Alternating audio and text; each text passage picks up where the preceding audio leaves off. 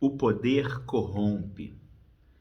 Todo mundo já ouviu falar isso, que o poder corrompe e que às vezes a pessoa tem uma boa intenção de assumir algum cargo para realmente prestar um bom serviço, mas é quando consegue aquela posição, quando sente o gosto do poder, acaba ficando apegado ao cargo, apegado ao poder, não quer soltar o osso de jeito nenhum. E às vezes nem é por um outro benefício próprio, não. Alguém pode falar assim, mas é porque ficou corrupto e está lucrando financeiramente. Não necessariamente, às vezes o apego é ao poder mesmo, a posição de poder. Então realmente o poder corrompe, o poder mexe muito com as pessoas. E em algum nível isso ameaça a cada um de nós na nossa jornada de correção espiritual, na nossa jornada de elevação de consciência, na nossa jornada de conexão com a luz chamada vida. E na porção da Torá e do Zohar dessa semana, que se chama Shelah Lehá, tem uma história da queda dos 12 espiões. Então a história literal, a gente sabe que as histórias literais são só, de acordo com o Zohar, a vestimenta do verdadeiro ensinamento. O verdadeiro ensinamento está por trás da história literal, mas a história literal é a vestimenta, então nos ajuda a entender. Então, na história literal dessa semana, da porção de Shelah Lehá, o povo de Israel pede e o Criador aceita que sejam enviados 12 espiões para dentro da terra de Israel, para dentro da terra prometida. Antes do povo de Israel entrar na terra prometida, iam 12 espiões espionar a terra, passear pela terra e ver se de fato a terra era boa. E foram escolhidos 12 homens, um de cada tribo, que eram os 12 melhores de cada tribo. Eram os 12 pessoas, 12 homens mais elevados do povo naquela época, líderes das 12 tribos.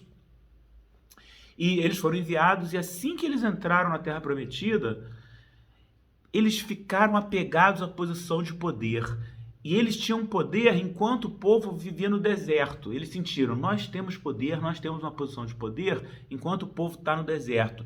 No momento que a gente entrar na terra, as coisas vão mudar e é muito provável que a gente perca a nossa posição de poder e outras pessoas ocupem essas posições. E eles ficaram apegados ao poder, e por causa desse apego ao poder, eles criaram toda uma estratégia para falar mal da terra de Israel, depois de 40 dias viajando ali por dentro, para falar mal da terra de Israel, e 40 dias depois, eles falaram mal e eles convenceram o povo inteiro que era uma tragédia, que aconteceu uma tragédia, que eles iam ser derrotados na guerra, e o povo começou a chorar, e o povo começou a reclamar, e por causa dessa história dos espiões, toda aquela geração foi condenada a morrer no deserto e não entrar na Terra Prometida. Eles ficaram rodando pelo deserto durante 40 anos, até toda essa geração que chorou deixar o mundo, e a geração que entrou finalmente na Terra Prometida foi a geração seguinte. Foi por causa do pecado, por causa da queda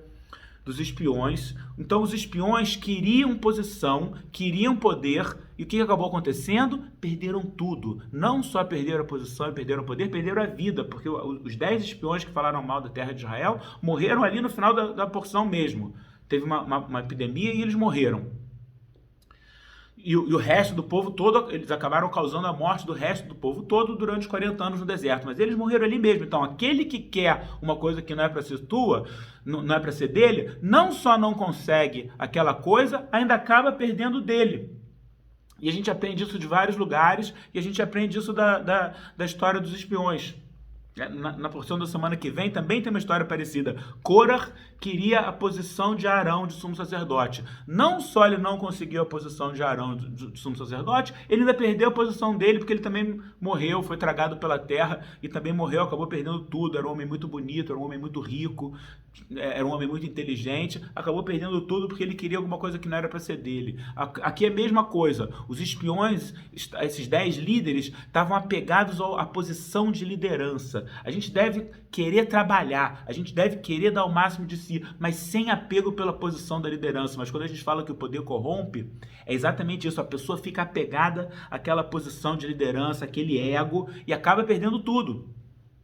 Então, eu até quero ter uma posição de liderança se for para servir, se for para ser um canal, se for para ser um instrumento da luz, mas o tempo inteiro, com humildade, que eu estou trabalhando para a luz, e que se não for mais para ser meu, ok, eu abro mão, eu não tô apegado àquilo, mas É fácil falar, fazer aqui são elas. Então, como que a gente pode se proteger? Como a gente pode escapar de ficar dominado pelo ego, de posição, de poder, de status, assim como aconteceu com os espiões, e a gente não quer perder tudo, a gente se proteger de perder tudo. Então, como escapar? Dos 12 espiões que foram enviados, 2 escaparam. 2 não voltaram falando mal da Terra Prometida e 2 não morreram nos 40 anos do deserto e acabaram entrando na Terra Prometida. O primeiro deles é Yoshua bin Nun, Josué, filho de Nun, que acabou sendo, como a gente sabe, o sucessor de Moisés. E quando Moisés deixou o mundo, o próprio Moisés não entrou na Terra Prometida, ele morreu antes de entrar. Quem foi que cruzou o Rio Jordão e entrou na Terra Prometida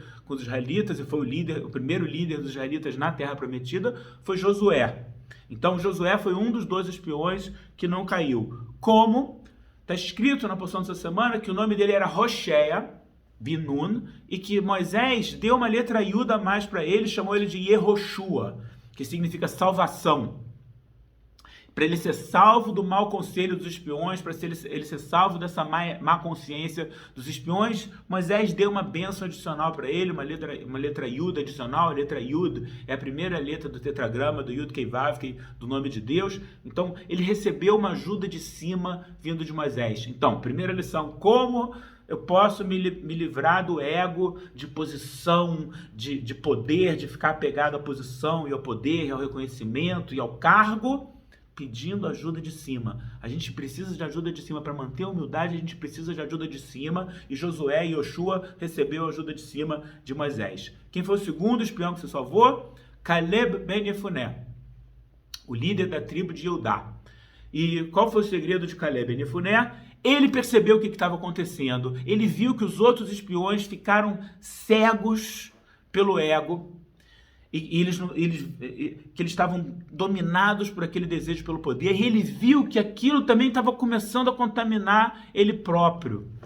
E ele resolveu se arriscar e passar por uma posição perigosa para pedir ajuda de cima. Então ele foi até a cidade de Hebron, até a caverna de Marpela, onde estão enterrados os patriarcas e matriarcas, Abraão e Sara, Isaac e Rivká, Isaac e Rebeca, e Jacó e Leia.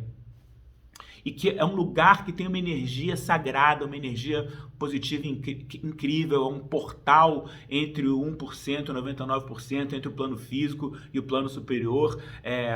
Até, não sei se vocês sabem, eu costumo organizar viagens cabalísticas para a terra de Israel, onde a gente vai, um grupo de pessoas, a gente passa 9, 10 dias viajando pela terra de Israel, e a gente vai nesses lugares sagrados mencionados nas histórias do Zohar e nas histórias da Torá, e um dos lugares mais especiais que a gente vai é a caverna dos patriarcas, a caverna de Marpela, em Hebron. E a primeira pessoa que fez esse tipo de viagem, uma viagem espiritual para se conectar com almas elevadas através de ir no local onde elas estão enterradas, foi Caleb ben Yefuné. Caleb ben Yefuné é um grande inspirador das viagens cabalísticas que a gente faz para Israel, porque ele que inventou esse conceito de ir no túmulo dos tzadikim, ir nos túmulos dos justos e pedir ajuda espiritual ali. Então Caleb ben Yefuné, percebendo o perigo, ele viu que ele estava sendo contaminado por aquele ego, ele falou, preciso pedir ajuda. E que está escrito no Zohar que era perigoso o caminho, porque tinham gigantes, tinham pessoas ameaçadoras, tinham pessoas perigosas, era um lugar perigoso, era um lugar que tinha pessoas violentas, então era um perigo ir lá. Mas o medo dele de pecar era maior do que o medo que ele tinha da segurança física dele. Ele viu que ele ia acabar perdendo a alma. Então ele até estava disposto a arriscar o corpo, ele se arriscou e ele foi, e não aconteceu nada, e ele conseguiu chegar na caverna de Marpela e ele rezou, e assim ele recebeu ajuda de cima para não ter esse interesse próprio. E a lição dessa história é isso. Para eu fugir desse tipo de queda, eu tenho que me esforçar para fazer as coisas sem interesse próprio. Na verdade, a gente sempre tem um interesse próprio. Qual é o interesse próprio que eu posso ter? Tem um interesse próprio que eu posso ter. Me conectar com a luz, me aproximar da luz. Porque esse interesse próprio, eu não estou tirando de ninguém, eu não estou prejudicando ninguém. Muito pelo contrário. Porque a nossa essência, de acordo com a Cabala, é desejo de receber. E a gente está aqui para transformar o desejo de receber somente para mim mesmo num desejo de receber com a intenção de compartilhar. Eu quero receber mais, para quê? Para compartilhar mais, para fazer mais. Mas a nossa essência é desejo de receber. A essência da luz, a essência da luz do Criador é desejo de dar. A luz quer dar, a luz quer compartilhar. Então, quando eu faço alguma coisa, eu tenho um interesse próprio, me conectar com a luz. Aí a coisa dá certo. Por exemplo, eu quero fazer esse vídeo aqui com interesse próprio. Qual é o meu interesse próprio? Me conectar com a luz. Através de eu estar compartilhando alguns ensinamentos positivos, um pouco do que eu sei com as pessoas, eu quero que isso ilumine as pessoas e através disso iluminar as pessoas, eu quero receber mais luz.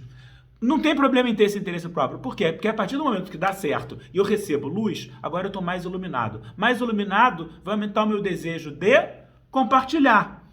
A minha capacidade de compartilhar aumenta. Aí eu estou compartilhando mais. Aí é bom para quem? É bom para todo mundo. Então você sempre pode ter um interesse próprio.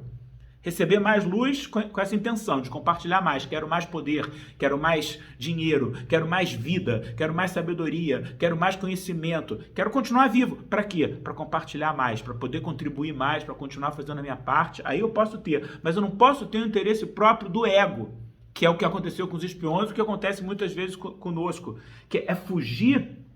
Eu quero fugir dessa posição de poder e de respeito. Eu quero até compartilhar tudo de bom que eu tenho, mas eu não quero a posição de poder e de respeito, eu quero me manter humilde. E é muito importante, a gente aprende dessa história dos dois espiões que se salvaram, principalmente Caleb e Nefuné, que teve que sair do seu caminho, né, e se arriscar para receber a ajuda de cima. O medo de estar cego, ele tinha medo de estar cego, ele tinha medo de se desconectar. Como eu falei, o medo dele de se desconectar da luz era maior que o medo que ele tinha do perigo físico das pessoas violentas que tinha pelo caminho, das pessoas perigosas que tinha pelo caminho. Não, eu vou enfrentar as pessoas perigosas porque no máximo que eles podem fazer é pegar meu corpo, mas eu tô vendo aqui que a minha alma vai cair se eu continuar esse caminho dos espiões. Então esse é um medo motivacional, é um medo positivo. Existe um medo, está escrito Ashrei Adam Mefaret Tamid, bem-aventurado, feliz o homem que sempre tem medo.